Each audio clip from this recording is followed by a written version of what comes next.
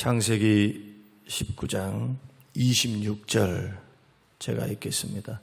롯의 아내는 뒤를 돌아보았으므로 소금 기둥이 되었더라. 아멘. 누가복음 17장 32절. 롯의 철을 기억하라. 소금 기둥이 되었다. 이제 그만 찾으셔도 돼요. 소금 기둥이 되었다. 우리 주님은 롯의 철을 기억하라. 그렇게 말씀을 하셨습니다.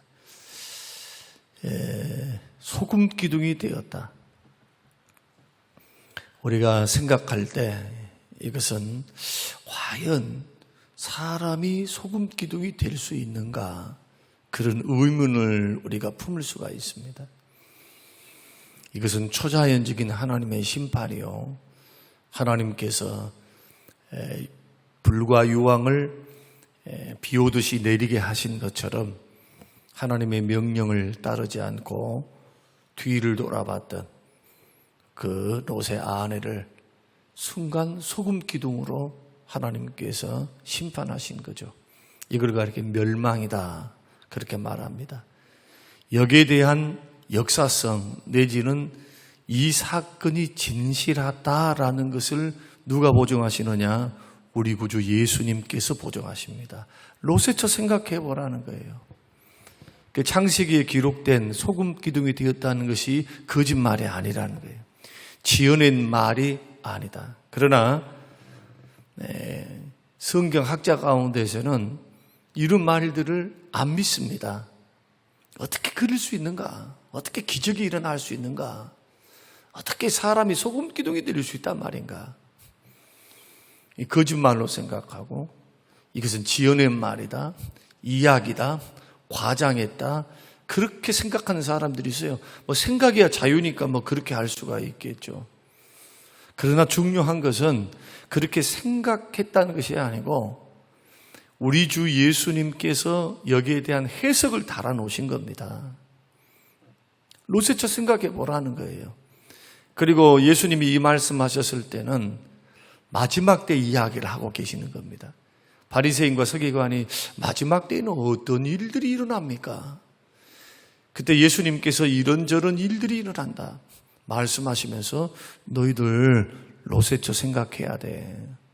소돔과 고모라 땅에 그들의 죄악이 가득하자 하나님께서 불과 유황을 비 오듯 내리지 않았느냐. 인자가 올 때도 그 말이 예수님 재림 때도 재림 전야에 심판이 있을 것인데 불로서 심판한단 말이 그 말이. 물로서 홍수 심판이 있고 마지막 때는 지구가 이 역사가 끝나고 우주를 새롭게 하실 때 말씀으로 천지 만물을 창조하신 하나님께서 우주를 새롭게 하십니다. 죄와 원수 마귀 때문에 병들어 있잖아요. 창세기 3장을 여러분 들으셨지만은 자연도 인간의 죄 때문에 고통을 받아요. 엉겅퀴를 내죠. 그리고 자연이 훼손되지요. 죄악 때문에, 탐욕 때문에, 인간의 탐욕 때문에. 그래서 사도 바울이 로마서나 기타 여러 말씀을 통해서 땅도 구속을 기다린다. 땅도 구속을 기다려요. 땅도 자연도 구원을 기다립니다. 구원. 예수님의 재림 때 새하늘과 새 땅 이 모든 것들이 제자리를 찾아가서 사자와 양이 같이 살고 이사야 말씀이죠. 뱀 굴에 손을 집어넣어도 독사가 물지를 않아요. 맹수와 같이 산다니까요. 맹수가 풀을 뜯어먹는지는 모르겠어요. 그러나 중요한 것은 약육강식의 그런 비극적인 방식은 사라지고 하나님이 타락하기 이전 창세기에서 에덴 동산에서 있었던 그러한 놀라운 축복과 자연 질서, 세계 질서, 또 하나님이 세우신 질서들이 회복할 그날이 예수님의 재림 때라. 그러니까 베드로 전서와 후서에서는 간절히 주의 재림을 사모하라고 말씀하시잖아요. 나그네와 행인 같은 너희를 권하노니 육체의 정욕, 썩어 없어질 것에 너무 집착하지 말고 예수님의 재림을 사모하라는 거예요. 예수님의 재림을. 그래야 진정한 완전한 구원의 완성, 영원한 완전한 행복, 그 주님의 영광에 들어가니까. 그래서 기독교 역사에서 잘 먹고 잘 살 때, 뭔가 권력이 있을 때, 돈이 있을 때 타락했지. 교회가 타락해요. 타락한 가운데서 소수는 깨어 있습니다. 소수는. 그 주님이 다 평가하시겠지만 대다수는 세상의 세속화의 거대한 물줄기 앞에 굴복해버려요. 무릎을 꿇어버려요. 아이, 니도 저렇게 신앙생활하고 나도 저렇게 신앙생활하고 우리 모두 그렇게 한평생 가는 거지. 이렇게 생각한단 말이에요. 그러니까 하나님의 말씀이 전혀 상관없고 세상이 흘러가는 대로 가버려요, 그냥. 그러나 시대를 깨웠던 사람, 하나님께 사명을 받고 소명을 받아서 깨어있어 영적인 거룩한 족적을 남겼던 그 사람들은 한결같이 말씀과 기도 앞에서, 말씀과 기도 앞에 머물러 서서 믿음의 길, 신앙의 길을 묵묵히 걸어갔던 사람들. 이런 모습들이 우리들에게 있어서 굉장히 중요합니다. 그래서 우리들이 오늘 본문의 말씀을 통해서 불과 유황으로 하나님이 심판하시는데 그 심판 중에서도 뭘 잊지 않으셨느냐? 긍휼을 잊지 아니하셨어요. 의인 10명이 없었습니다. 여러분이 살폈습니다마는 롯도 보면은 그 정신이 좀 믿는 무리들과 같이 좀 살아서 영적인 영향을 좀 받았으면 좋은데 세상에 살다가 죄악된 사람들과 더불어 살다 보니까 생각도 마음도 믿음이 떨어져 버린 거죠. 세속화의 길을 걸어가요. 성적으로도 또 개방되어서 그렇게 잘못된 길로 걸어가고 있었습니다. 불구하고 하나님께서 어떻게 롯을 구원하십니까? 아브라함을 생각하사. 그럼 아브라함이 뭘 생각하셨습니까? 두 가지를 생각하죠. 첫째는 아브라함의 믿음, 두 번째는 아브라함의 중보기도. 그 생각하사 롯을 구원하실 때에 하나님께서 아브라함을 생각하시는 거예요. 그의 기도, 중보기도 18장에 있는 아브라함의 믿음. 그래서 롯과 그 가족을 구원해 내십니다. 그래서 예수님도 이 마지막 때를 살아가는 이 모습들, 이것이 곧 소돔과 고모라 때에 있었던 상황들이고, 그리고 롯의 처를 생각하라라고 하는 것은 예수 믿고 구원받았지만 믿음 지키지 못하고 세상 속에 살다 보니까 그의 번영, 세상의 즐거움, 세상의 화려함, 세상의 쾌락에 홀딱 빠져가지고 거기서 정신 못 차리고 살고 있는 거예요. 세속에 물들어서, 세상에 물들어서. 그 성경은 계속해서 세상 사랑하지 말라 하거든요. 탐욕 부리지 말라고 하거든. 경건의 유익이 안 돼요, 이게. 욕심 부리면 죄들이 엄청나게 죄가 따라와요. 시험과 유혹과 죄들이.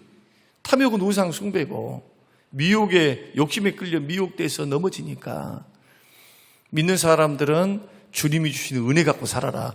열심히 노력하지 말라는 것이 아니에요. 주님이 우리에게 주신 분량이 있어, 분량.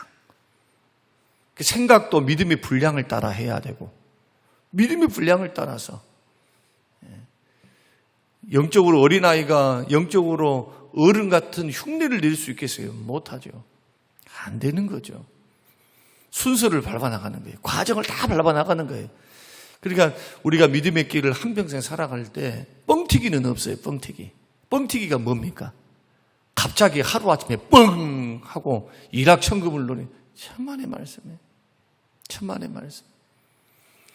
우리가 만약에 심는다라고 할 때 영적으로 말씀을 심고 기도를 심고 성실을 심고 하나님 중심으로 살아가는 것을 선택하면서, 이게 믿음의 선택 아닙니까? 이런 선택을 걸어가면 영적으로도 아름답게 세워져 가는 거예요. 그러나 이것은 무시해버리고 세상 친구 좋아, 세상 돈 좋아, 세상 쾌락 좋아, 언제나 하나님은 2순위, 3순위로 걸어가는데 어떻게 믿음이 좋겠어요?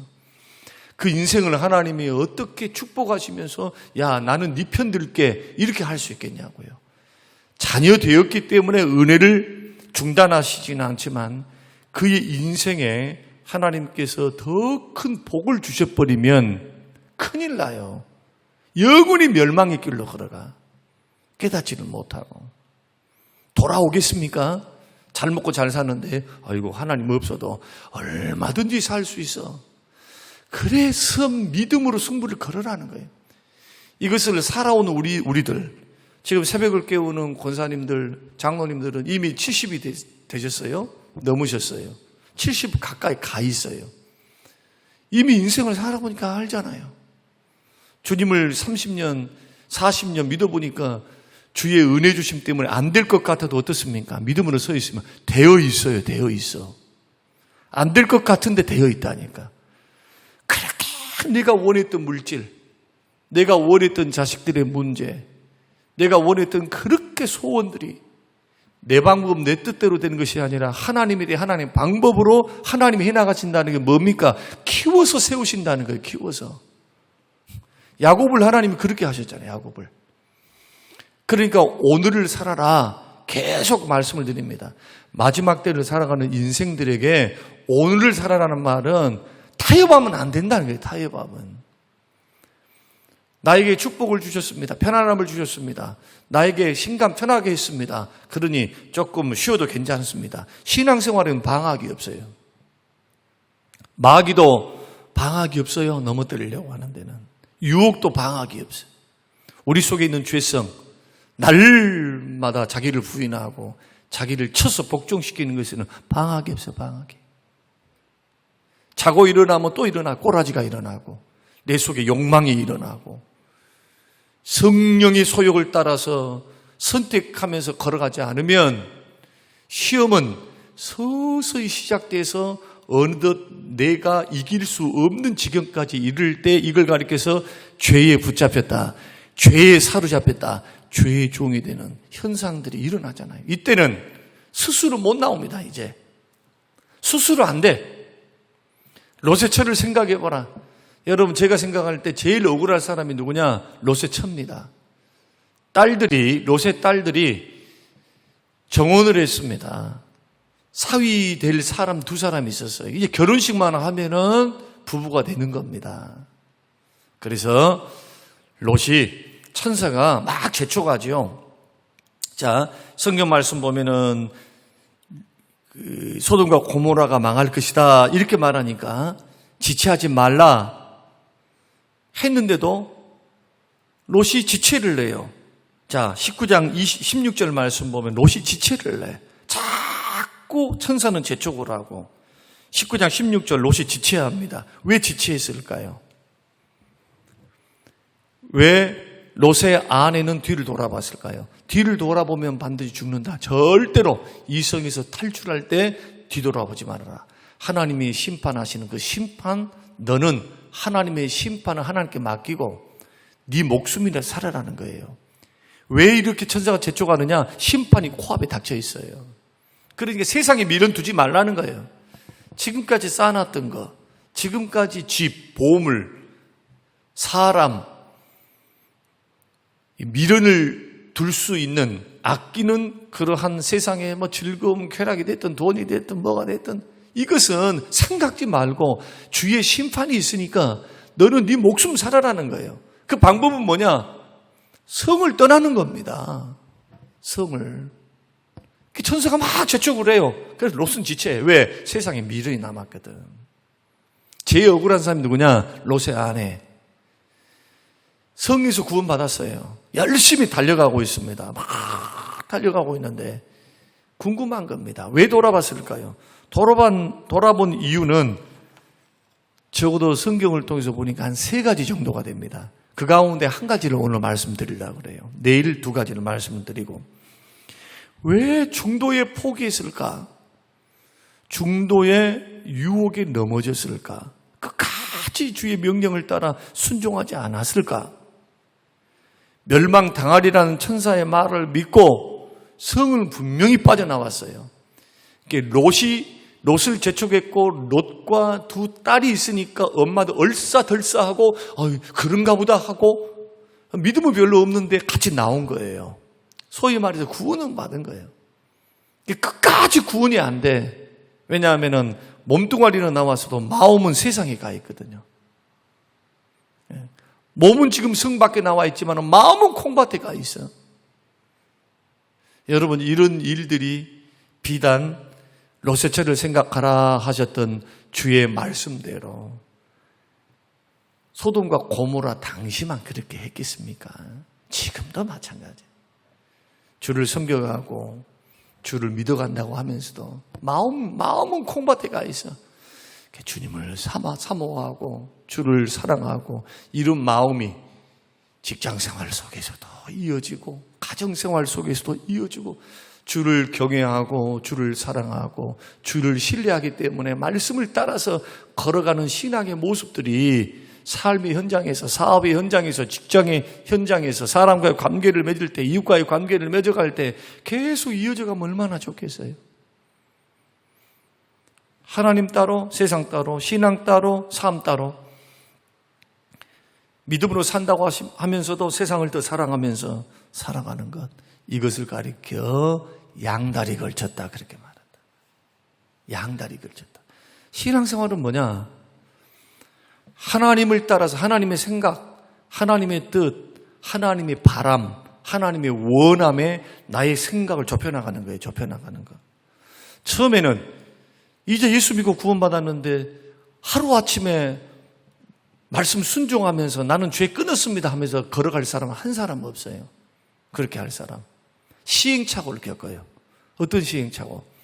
예수 믿고 분명히 구원을 받았지만 그러나 믿음의 길을 걸어갈 때 구별되지 못하고 자꾸 욕심부리고 안목의 정욕, 이생의 자랑, 육신의 정욕, 예수 믿기 전에 따랐던 세상 욕심, 세상의 죄악, 사단의 유혹을 따라 걸어갔던 이 길을 걸어가면 평안함이 없고 복이 없다는 것을 자기가 깨닫기 시작해요. 하나님이 슬퍼하시고 성령이 기뻐하지 않는다는 것을 알게 돼요. 왜? 살아났으니까. 죽은 자는 말이 없어요. 거듭나지 않은 사람들은 말이 하나도 없어요. 그러나 살아난 사람들은 자꾸 감각이 생깁니다. 기쁨이 사라집니다. 평안함이 없습니다. 신앙생활이 무미건조해져요. 그런데 이렇게 돌아와서 회개하고 다시 신앙생활을 할 때 또 넘어지기도 하고 이 과정을 반복하면서 점점 믿음이 성장해 가는데 어느 때가 되면은 믿음에 결단할 때가 있어요.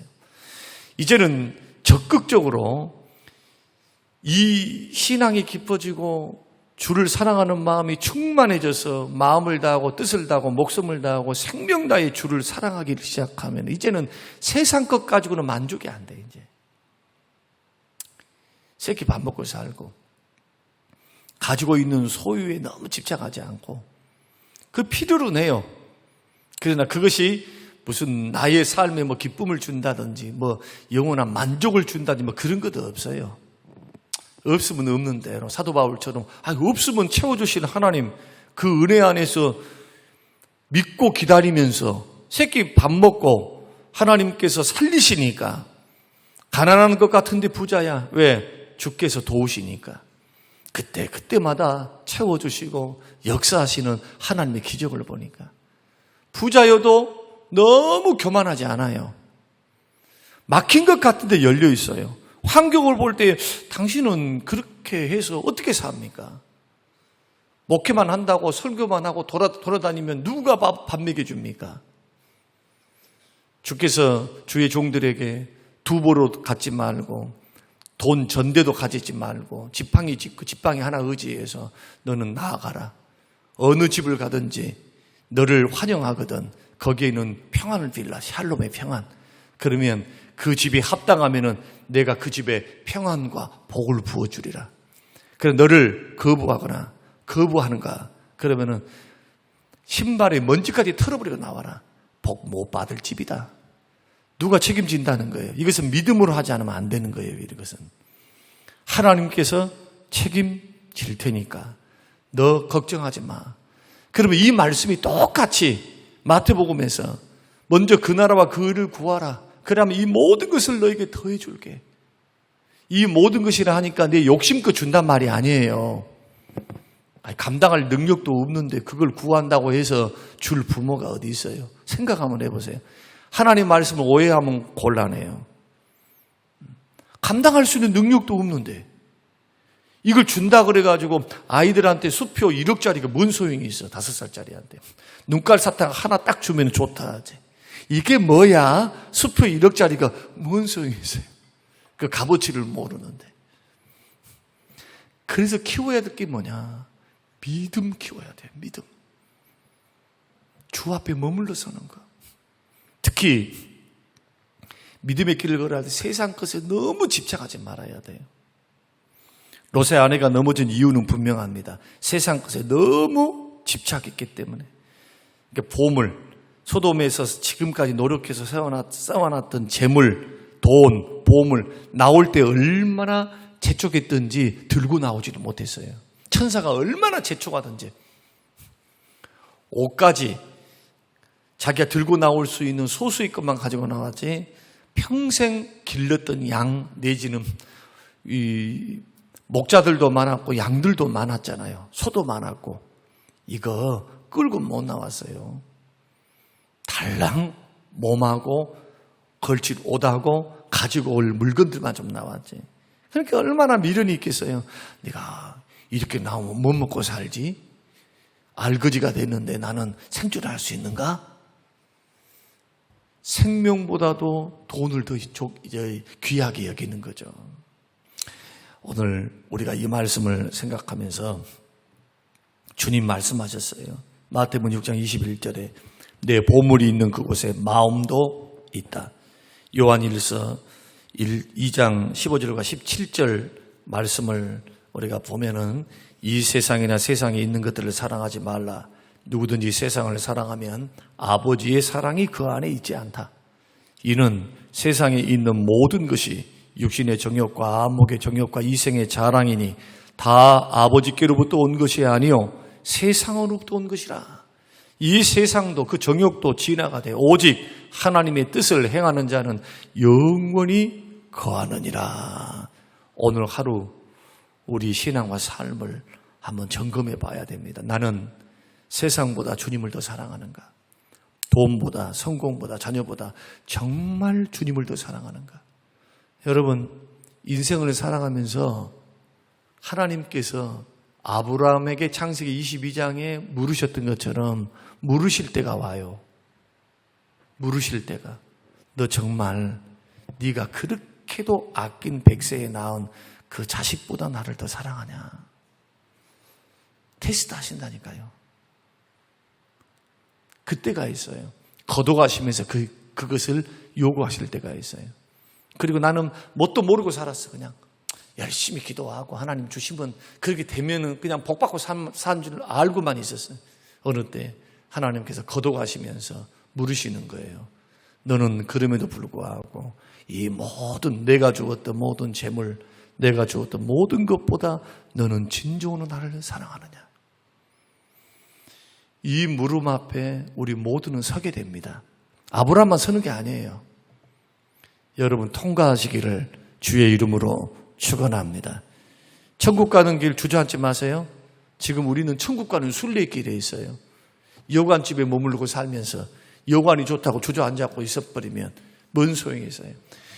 절대로 이런 부분들을 생각하면서 신앙생활 걸어가야지. 막 봉사하라, 무슨 드려라, 아무리 백말 말해봤자요. 안 할 사람은 안 해. 할 사람은 해요. 어떤 사람?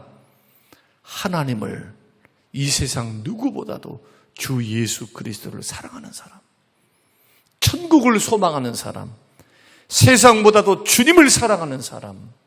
그 사람의 특징이 뭐냐? 욕심을 버리는 거예요. 주님을 나의 전부 삼고 걸어가면 뭐가 아까워요? 주실지 못할 것이 뭐가 있어? 하나님께서 주실지 못할 게 뭐가 있어요? 그러니까 순서를 바꾸라. 이게 순서를 주님이 전부일 때 주께서는 우리에게 얼마든지 우리를 사용하시기 위해서 길을 열어가신다. 그러나 믿음에서 뒤로 물러가거나 하나님보다 다른 것을 좋아하면 하나님이 주시기 곤란해요. 주면 넘어져 버리는데. 그래서 이런 원리들을 우리가 성경에서 발견하면서 믿음의 길 롯의 철을 생각하라.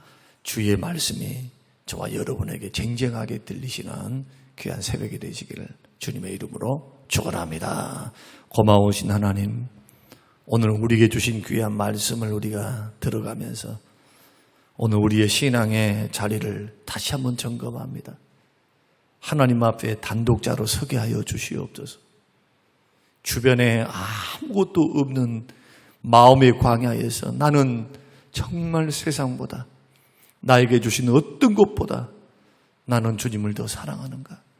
주님 마음 점검하며 걸어가는 우리의 인생길 되게 하옵소서. 주님 특별히 구합니다.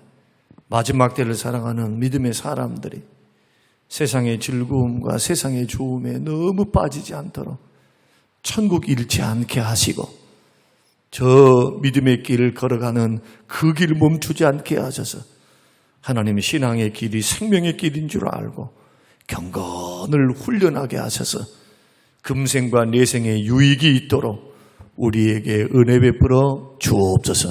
새벽을 깨우는 모든 믿음의 식구들, 그 성림교회 모든 식구들이 이 말씀 앞에 주여 삶을 결단하며 신앙의 옷깃을 여미는 귀한 시간이 되기를 예수님 이름으로 기도합니다. 아멘.